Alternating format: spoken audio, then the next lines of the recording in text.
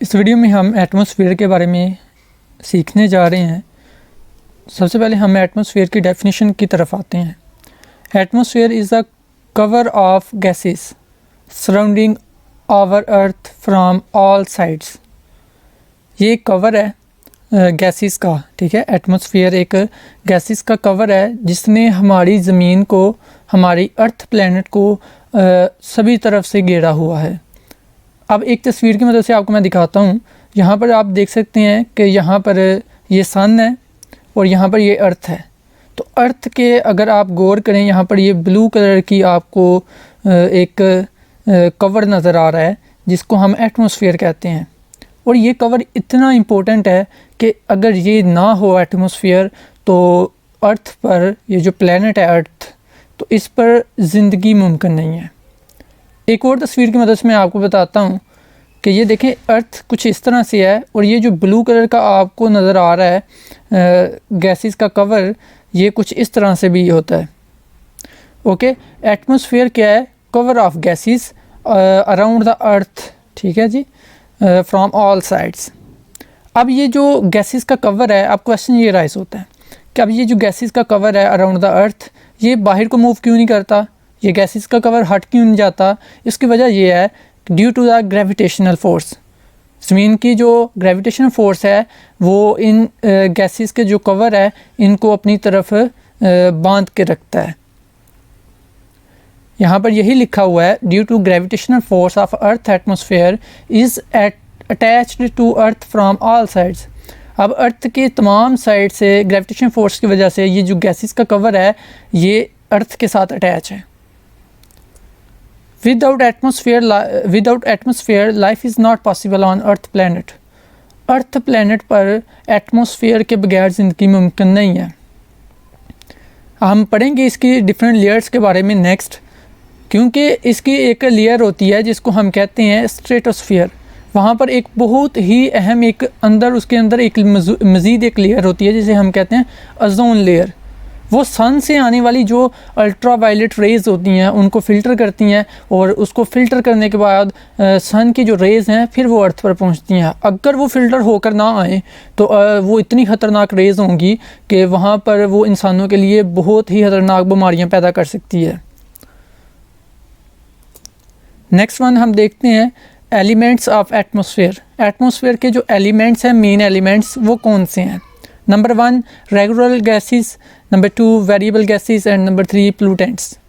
अगर regular gases की बात की जाए, रेगुलर गैसेस में नाइट्रोजन और ऑक्सीजन 2 गैसेस हैं जो कि रेगुलर गैसेस में आती हैं। नाइट्रोजन 78% गैस पाई जाती है एटमॉस्फेयर में, जबकि ऑक्सीजन 21% पाई जाती है। ये दोनों बहुत ज़्यादा कसीर मकदार में हैं, मतलब कि बहुत ज़्यादा एटमॉस्फेयर में ये दोनों गैसेस होती हैं। आप इस बात से अंदाज़ा लगा सकते हैं, अगर टोटल एटमॉस्फेयर में ये जो आपको ग्लाफ नज़र आ रहा है, ये जो कवर आपको नज़र आ रहा है ब्लू कलर का, इसमें टोटल बहुत सारी गैसेस हैं इन दोनों के अलावा भी।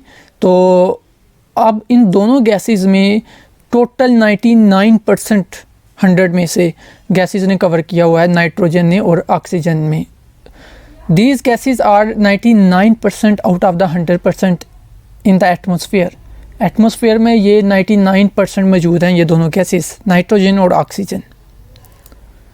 अब नाइट्रोजन बहुत अहम गैस है, वो इसलिए क्योंकि ज़मीन जो है ना, अर्थ प्लैनेट, यहाँ पर जो ज़मीन है जहाँ पर फसलें उगाई जाती हैं, उनकी फर्टिलिटी के लिए बहुत ज़रूरी है ये नाइट्रोजन गैस। ना सिर्फ ज़मीन की फर्टिलिटी के लिए ज़रूरी है, fertility of soil and necessary for the growth of plants. जो पौधे उगते हैं ज़मीन पर, उनकी ग्रोथ के लिए भी ये नाइट्रोजन गैस बहुत ज़्यादा अहम है। Also helpful in controlling fire. Nitrogen को आग को कंट्रोल करने के लिए भी इस्तेमाल किया जाता है। Oxygen is necessary for life on earth, जबकि जो ऑक्सीजन है 21%, ये अर्थ पर लाइफ के लिए बहुत ज़रूरी है। इवन कि जब हम सांस लेते हैं तो हम सांस लेते हुए ऑक्सीजन गैस को ही अपने अंदर लेकर जाते हैं। और अब हम नेक्स्ट बात कर लेते हैं वेरिएबल गैसेस के बारे में। वेरिएबल गैसेस सिर्फ 1% होती हैं एटमॉस्फेयर में, 99% रेगुलर गैसेस हैं। रेगुलर गैसेस में नाइट्रोजन और ऑक्सीजन गैसेस हैं। वेरिएबल गैसेस सिर्फ 1% है, जिसमें carbon dioxide gas, water vapours और ओजोन गैस है। अब इनमें ये जो तीनों 1% हैं, इनमें कार्बन डाइऑक्साइड गैस ज़्यादा मकदार में पाई जाती है और ये दिन ब दिन बढ़ भी रही है। CO2 कार्बन डाइऑक्साइड गैस, अभी तक दुनिया में कार्बन डाइऑक्साइड गैस की जो मकदार बढ़ रही है, इसको बहुत बड़ा एक मसला समझा जा रहा है, क्योंकि इससे ना सिर्फ ग्लोबल वार्मिंग हो रही है, इससे ग्रीन हाउस इफेक्ट भी बढ़ रहा है। तो ग्रीन हाउस इफेक्ट बढ़ेगा तो डेफिनेटली क्लाइमेट चेंजेस होंगी। अभी हम नहीं बात करेंगे global warming, green house effect और क्लाइमेट चेंज के बारे में, इसी वीडियो में हम थोड़ी देर बाद बात करते हैं। तो वेरिएबल गैसेस कौन सी हैं? इसमें carbon dioxide gas, water vapours और ओजोन गैसेस हैं। और पोल्यूटेंट्स तो आप समझते ही हैं, आलूदगी जो होती है उर्दू में हम कहते हैं। पोल्यूटेंट्स मसलन कारखानों से निकलने वाले जो धुएँ होते हैं, व्हीकल से निकलने वाला जो धुआं होता है, ये हमारी जो एटमॉस्फेयर है हमारे अर्थ के इर्द गिर्द, तो उसको ये काफ़ी ज़्यादा वीक कर रहा है। ख़ासकर जो सेकंड लेयर एटमॉस्फेयर की, अब नेक्स्ट हम पढ़ेंगे, उसमें एक मज़ीद लेयर है ओजोन, उसको काफ़ी ज़्यादा ये डैमेज कर रहे हैं पोल्यूटेंट्स। अब हम नेक्स्ट पढ़ते हैं जी, लेयर्स ऑफ एटमॉस्फेयर। अब एटमॉस्फेयर की टोटल 5 लेयर्स में इसको डिवाइड किया गया है एटमॉस्फेयर को। वो हम पहले वीडियो से देख लेते हैं कि किस तरह से 5 लेयर्स में डिवाइड किया गया है। अब समझ लें, ये हमारे पास अर्थ प्लैनेट है और इसके गिर्द ये एटमॉस्फेयर है। तो एटमॉस्फेयर के अंदर मज़ीद ये 5 लेयर्स हैं। वो किस तरह से हैं उनको अभी हम देखते हैं। जो फर्स्ट लेयर है उसको हम ट्रोपोस्फियर कहते हैं, ठीक है, यहाँ पर भी लिखा हुआ है। और जो सेकंड लेयर है उसे हम स्ट्रेटोस्फियर कहते हैं, और जो थर्ड लेयर है उसे हम मेसोस्फियर कहते हैं, और फोर्थ लेयर को हम थर्मोस्फियर कहते हैं।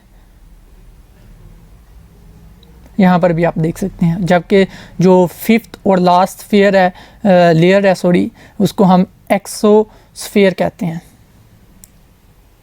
आपने वीडियो से भी देख लिया। अब हम नेक्स्ट 1 बाय 1 इन लेयर्स को डिस्कस करेंगे डिटेल में। फर्स्ट वन ट्रोपोस्फियर की तरफ आते हैं। ट्रोपोस्फियर जो कि फर्स्ट लेयर है एटमॉस्फेयर की अर्थ पर, it is necessary for all kinds of living things on earth. Earth planet पर जितनी भी ये लिविंग थिंग्स हैं उनके लिए ये बहुत ज़्यादा ज़रूरी है, ये troposphere. All climate changes appear in this layer, for example cloud formation, rain, winds and heat etc. अब ये जो अर्थ पर डिफरेंट आप वेदर्स देखते हैं, कभी बारिश हो रही है तो कभी क्लाउडी है, कभी हवा चलती है, विंड्स जिसे हम कहते हैं, कभी बहुत ज़्यादा मौसम हॉट भी होता है। तो ये सारे के सारे जो भी क्लाइमेट चेंजेस वगैरह, वेदर फॉर्मेशन, ये सारा कुछ जो होता है ये ट्रोपोस्फियर के अंदर ही होता है। और ट्रोपोस्फियर में ही सारी लिविंग थिंग्स होती हैं। ये मतलब कि जो ज़िंदगी है वो बेसिकली ट्रोपोस्फियर में ही आती है। ये ज़मीन से शुरू होती है और ऑलमोस्ट 16 किलोमीटर्स तक अबव जाती है। Temperature decreases with height. अब जैसे जैसे ऊपर को चलते जाएंगे ट्रोपोस्फियर में, वैसे वैसे ही टेम्परेचर कम होता जाएगा। इट प्रेजेंट 16 किलोमीटर अबव अर्थ। ज़मीन से आप शुरू हों सतह समुंदर से और अपवर्ड अगर मूव करते जाएं तो 16 किलोमीटर्स के बाद ये लेयर ख़त्म हो जाएगी ट्रोपोस्फियर। और जैसे जैसे आप अपवर्ड मूव करते जाएंगे वैसे वैसे टेम्परेचर कम होता जाएगा। Upper most portion of this layer is about -60 degree centigrade. अगर हम इस लेयर की बात करें तो इस लेयर में जो टॉप मोस्ट जो कॉर्नर है या पोर्शन है इस लेयर का, वहाँ पर अगर हम पहुँचें तो वहाँ पर ऑलमोस्ट टेम्परेचर कितना हो जाता है, -60 डिग्री सेंटीग्रेड। अब हम नेक्स्ट बात करते हैं स्ट्रेटोस्फियर के बारे में। फर्स्ट वन हमने पढ़ लिया है ट्रोपोस्फियर। अब स्ट्रेटोस्फियर के बारे में आते हैं। जाहिर सी बात है ये सेकंड लेयर है present above the troposphere. In this layer temperature arises with height instead of decreasing. Troposphere में क्या होता था, जैसे जैसे हम ऊपर मूव करते जाते हैं टेम्परेचर कम होना शुरू हो जाता है, जबकि इसमें हम जैसे जैसे ऊपर को मूव करेंगे इसमें टेम्परेचर बढ़ेगा, कम नहीं होगा। तो हमने पढ़ा था लास्ट ट्रोपोस्फियर में कितना टेम्परेचर हो जाता है, -60 डिग्री सेल्सियस तक। तो जैसे जैसे हम ऊपर जाएंगे तो -59, -58। तो अब अपवर्ड अगर हम मूव करते जाएं तो 0 डिग्री सेंटीग्रेड तक भी आ जाता है इस स्ट्रेटोस्फियर में टेम्परेचर। नेक्स्ट हम बात करते हैं कि स्ट्रेटोस्फीयर में क्या होता है। Huge amount of ozone gas, बहुत ही अहम बात है कि स्ट्रेटोस्फीयर में बहुत ज़्यादा ओजोन गैस होती है। Is present in stratosphere which filters the UV means ultraviolet rays, UV rays and makes sun rays favourable to environment. जो सन से खतरनाक रेज आ रही हैं उनको ये ओजोन गैस जो है ये फ़िल्टर करती है अल्ट्रावायलेट रेज़ को और ज़मीन तक भेजती है, और वो जो रेज़ होती हैं फिर वो खतरनाक नहीं होती। तो ये कार्बन डाइऑक्साइड गैस जो मुसलसल बढ़ती जा रही है वो ओजोन लेयर जो है या ओजोन जो गैस है उसके लिए वो एक अच्छी अलामत नहीं है। Beings from 16 kilometre and ends at 50 kilometre. Stratosphere 16 kilometre से शुरू होती है और 50 किलोमीटर पर आकर एंड हो जाती है। क्योंकि 16 किलोमीटर पर तो वहाँ वो ट्रोपोस्फीयर ख़त्म होती है और आगे से ये स्ट्रेटोस्फीयर शुरू हो जाती है और 50 किलोमीटर पर आकर ख़त्म हो जाती है। अब हम थर्ड एटमॉस्फेयर की लेयर के बारे में पढ़ते हैं जो कि मेसोस्फीयर है। ये जो लेयर है जाहिर सी बात है स्ट्रेटोस्फीयर के ऊपर होती है। This layer present above the stratosphere. In this layer temperature again decrease with height. और इस लेयर में क्या होता है, जैसे जैसे हम अपवर्ड मूव करते जाएंगे टेम्परेचर डिक्रीज़ करना शुरू कर देगा। इसमें टेम्परेचर इंक्रीज़ करता था या राइज करता था, इसमें टेम्परेचर डिक्रीज़ करेगा, ठीक है, जिस तरह ट्रोपोस्फीयर में होता था। In mesosphere temperature reaches about -100 centigrade. बहुत कम मतलब कि टेम्परेचर तक आ जाता है जैसे जैसे हम ऊपर को मूव करते जाते हैं। तो ये तकरीबन 100 डिग्री सेंटीग्रेड तक पहुंच सकता है इसका मेसोस्फीयर में temperature. Air particle present in minimum amount. जो हवा के जो पार्टिकल्स होते हैं बहुत कम मकदार में होते हैं मेसोस्फीयर में।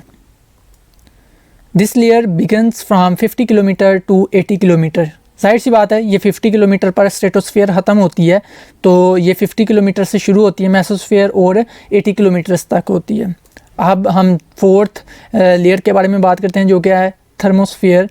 Begins from 80 kilometre and consider as final layer of atmosphere. इसको हम एटमॉस्फेयर की फाइनल लेयर के तौर पर समझा जाता है जो कि 80 किलोमीटर से शुरू होती है upward. Temperature increase with height almost 1000 degree Celsius.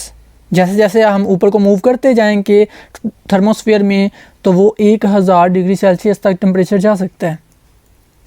Exosphere के बारे में हम बात कर लेते हैं। Exosphere is almost a vacuum. The air is very thin there. यहाँ पर जो हवा होती है वो बहुत कम होती है, तकरीबन ना होने के बराबर। इसलिए तो कहते हैं the exosphere is almost a vacuum. Vacuum का मतलब होता है जहाँ पर हवा नहीं होती, तो इसीलिए क्या, लेकिन इसमें हवा होती है लेकिन बहुत ही कम ना होने के बराबर तकरीबन। The temperature range is 0 to 700 degree Celsius. तो टेम्परेचर की जो रेंज है वो 0 से 1700 डिग्री सेल्सियस के दरमियान होती है। It is colder at night. रात के वक्त एक्सोस्फीयर काफ़ी ज़्यादा ठंडी होती है and much hotter during day. और दिन के वक्त काफ़ी ज़्यादा गर्म हो जाती है। ये था एटमॉस्फेयर और उसकी लेयर्स के बारे में और उसके कुछ एलिमेंट्स के बारे में। अब हम बात कर लेते हैं difference between weather and climate. Weather क्या होता है, एटमॉस्फेरिक कंडीशंस होती हैं ये दरअसल। ये बात याद रखें कि जो वेदर होता है ये एटमॉस्फेरिक कंडीशंस होती हैं और एटमॉस्फेरिक कंडीशंस में temperature, atmospheric pressure, air humidity, rain, snow और ये जो एलिमेंट्स हैं ये सारे एटमॉस्फेरिक कंडीशंस हैं। तो ये एटमॉस्फेरिक जो कंडीशंस हैं ये किसी एक ख़ास पार्टिकुलर टाइम पर जो होती हैं उसको हम वेदर कहते हैं। और weather within time change होता रहता है और इसका इतना ज़्यादा टाइम ड्यूरेशन नहीं होता, ये शॉर्ट टाइम के लिए होता है। एक वेदर हो सकता है, देखिए ना, दिन में वेदर मोस्टली चेंज होता रहता है। बाज़ औक़ात क्या होता है, सुबह को बारिश हो रही है तो 9 बजे बारिश हो रही हो तो 1 बजे या 2 बजे धूप निकली हो, तो वेदर चेंज होता रहता है दिन में। जबकि अगर हम बात करें क्लाइमेट की, क्लाइमेट भी एटमॉस्फेरिक कंडीशंस ही होती हैं।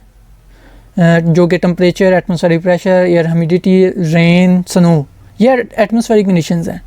तो ये भी एटमॉस्फेरिक कंडीशंस हैं, लेकिन ये भी किसी एक जगह की हैं, लेकिन मेन डिफरेंस ये है, ये लॉन्ग टाइम के लिए होता है, ये पार्टिकुलर टाइम के लिए होता है। ये दिन में कितनी मरतबा वेदर चेंज भी हो सकता है, लेकिन ये भी एटमॉस्फेरिक कंडीशंस ही हैं, लेकिन ये एवरेज एटमॉस्फेरिक कंडीशंस होती हैं और एक लॉन्ग टाइम के लिए होती हैं। Of some place at particular place during a long time. और ये क्लाइमेट जो होता है, इसको दरअसल क्या होता है, ये एवरेज वेदर कंडीशन होती है कि एक स्पेसिफिक जगह पर एवरेज वेदर कंडीशंस क्या हैं। एक टाइम ड्यूरेशन सेट कर लेते हैं, 1 महीना भी हो सकता है, 10 दिन भी हो सकते हैं, उसमें वेदर कंडीशंस कैसी रहीं, एवरेज वेदर कंडीशंस जो होंगी उसको कहते हैं। और जबकि जो वेदर होता है वो एक दिन में काफ़ी मरतबा चेंज भी हो सकता है। तो वेदर एक पार्टिकुलर टाइम या शॉर्ट टाइम के लिए होता है। आई होप आपको क्लियर होगा कि एटमॉस्फेयर क्या होता है, उसके एलिमेंट्स क्या हैं, एटमॉस्फेयर की लेयर्स कौन सी हैं, और उनकी डिटेल्स के बारे में भी हमने डिस्कस किया, वेदर और क्लाइमेट के बारे में भी डिस्कस किया। लेकिन यहाँ पर एक क्लाइमेट के बारे में एक अहम बात है, जो कि है क्लाइमेट चेंज। तो क्लाइमेट चेंज क्या होता है, मौसमियाती तब्दीली हम उर्दू में कहते हैं। अब क्लाइमेट चेंज कैसे होता है, इसको समझने के लिए हमें सबसे पहले समझना पड़ेगा ग्लोबल वार्मिंग क्या है। ग्लोबल वार्मिंग ये है कि जिस तरह हमारे इन्वायरमेंट का जो टेम्परेचर बढ़ रहा है दिन ब दिन, कार्बन डाइऑक्साइड गैस बढ़ रही है, उसकी वजह से टेम्परेचर भी बढ़ रहा है। तो ग्लोबल वार्मिंग को अगर आसान लफ्ज़ों में कहें तो वो ये है कि जो टेम्परेचर बढ़ रहा है ज़मीन का, मसलन CO2 की वजह से, फैक्ट्री से जो धुएँ निकल रहे हैं, उसके अलावा व्हीकल से जो धुएँ निकल रहे हैं, वो उनकी सभी की वजह से काफ़ी ज़्यादा हीटअप हो रहा है हमारा इन्वायरमेंट, जिसकी वजह से गर्मी ज़्यादा हो रही है, उसी को हम ग्लोबल वार्मिंग कहते हैं। अब हम बात करते हैं ग्रीन हाउस इफेक्ट की। CO2 ज़्यादा से ज़्यादा बढ़ रही है क्योंकि कोल जल रहा है। जब जैसे ही कोल को बर्न किया जाता है तो CO2 प्रोड्यूस होती है। व्हीकल्स जो से धुआं निकल रहा है वहाँ से भी CO2 आ सकती है। उसके अलावा फैक्ट्रियों के धुओं से आ सकती है। उससे क्या होता है, CO2 की मकदार बढ़ जाती है। तो ये जो CO2 है और मीथेन गैस भी है हमारे इन्वायरमेंट में, तो जो सूरज से रेज़ आती हैं ना ज़मीन पर, तो वो टकरा कर वापस मूव करती हैं, ठीक है, एटमॉस्फेयर से बाहर निकलने के लिए। लेकिन ये जो CO2 या मीथेन गैस है, ये उसको ट्रैप कर लेती हैं, उसे बाहर नहीं निकलने देती सूरज की रेज़ को। तो फिर सूरज की रेज़ ज़मीन के गिर्द एटमॉस्फेयर में ही रहती हैं और एटमॉस्फेयर को गर्म कर देती हैं, और जो कि बहुत ही ख़तरनाक है। और उसके बाद फिर क्या होता है, जैसे जैसे टेम्परेचर बढ़ेगा, ग्रीन हाउस इफेक्ट की वजह से, ग्रीन हाउस इफेक्ट क्या है, एक फिनोमेना है जिसमें क्या होता है, सूरज की रेज़ ज़मीन पर आती हैं और सूरज की रेज़ टकरा कर वापस निकलने की कोशिश करती हैं, लेकिन CO2 कार्बन डाइऑक्साइड गैस और मीथेन गैस की वजह से बाहर नहीं निकल पाती। तो जिससे क्या होता है, एनवायरनमेंट गर्म हो जाता है, और इस फिनोमेना को हम कहते हैं ग्रीन हाउस इफेक्ट। तो ग्रीन हाउस इफेक्ट से भी क्या होगा जी, टेम्परेचर बढ़ेगा इन्वायरमेंट का, तो वो जो ग्लेशियर्स होंगे, बर्फ़ों के पहाड़, जिसको आसान लफ्ज़ों में अभी फ़िलहाल कह लें तो बर्फ़ के जो पहाड़ होते हैं वो पिघलने शुरू हो जाते हैं। जैसे वो पिघलते हैं फिर सैलाब भी आते हैं, जहाँ पर बस्तियाँ होती हैं वो बस्तियाँ तबाह भी होना शुरू हो जाती हैं। और ये दुनिया का बहुत बड़ा करंट इशू है क्लाइमेट चेंज। तो इसके बारे में आप मज़ीद समझ भी सकते हैं, इंटरनेट पर आप सर्च भी करें, ये क्लाइमेट चेंज क्या इशू है। बहुत सारी तब्दीलियाँ आती हैं इन्वायरमेंट में, इवन के कई इलाके तबाह भी हो जाते हैं। तो इससे क्या क्या इशू हो सकते हैं, इससे लोग फिर हिजरत करना शुरू हो जाते हैं एक जगह से दूसरी जगह, तो इकानमी पर भी बहुत ज़्यादा प्रेशर आ जाता है। तो क्लाइमेट चेंजेस के बारे में आप मज़ीद सर्च करके भी जान सकते हैं। I hope it is clear कि एटमॉस्फेयर क्या होता है और वेदर और क्लाइमेट वगैरह के बारे में। अगर कोई क्वेश्चन है तो आप कमेंट बॉक्स के ज़रिए पूछ सकते हैं। ये वीडियो आपको कैसी लगी, ये भी कमेंट में आप अपनी राय का इजहार कर सकते हैं। Thank you so much for watching this video. Take care. अल्लाह हाफिज़।